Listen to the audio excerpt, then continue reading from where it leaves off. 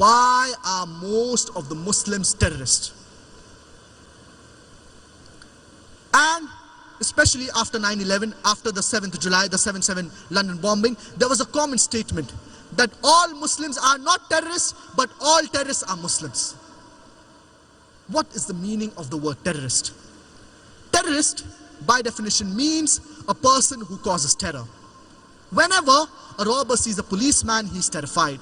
So for the robber, the policeman is a terrorist. I'm aware that this word terrorist is more commonly used to terrorize an innocent human being.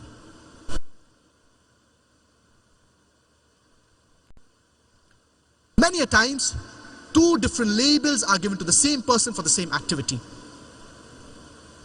More than 50 years back, there were people who were fighting for the freedom of the country, for the freedom of India. And these people, when the Britishers were ruling over India, and these people by the British government, they were called as terrorists. Whereas by the common Indians, they were called as freedom fighters, as patriots. Same people, same activity, but two different labels. If we agree with the view of the British government that the Britishers had come to rule over India, then you would call these people as terrorists.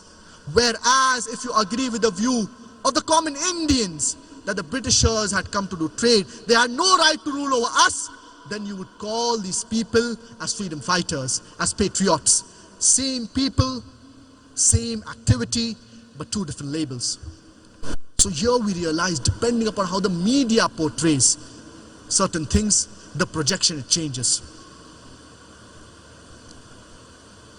And Allah subhanahu wa ta'ala says in the glorious Quran, in Surah Al-Hujurat, chapter number 49, verse number 6, Ya ayyuhalladhina amanu in ja'akum fasiqun binaba'in fatabayyanu. That, oh, you believe, when a wicked person comes to you with information, check it up before you pass it on the third person. Whenever we get any information, we need to verify it before passing it on to someone else. We should not just blindly forward it or pass it on to someone else. We should verify whatever information we get, then we should convey it to others. We have the example of the American Revolution in 1775. George Washington, when the Britishers, they were ruling over America, George Washington, he was called as terrorist number 1.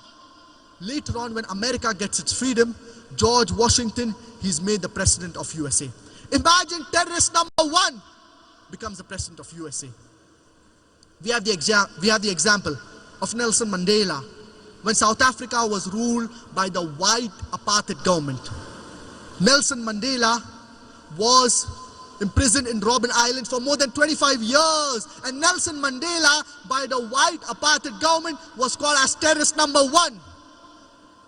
Later on, when South Africa gets its freedom and the white apartheid government is thrown out, Nelson Mandela gets the Nobel Prize for Peace. Imagine terrorist number 1 gets the Nobel Prize for Peace.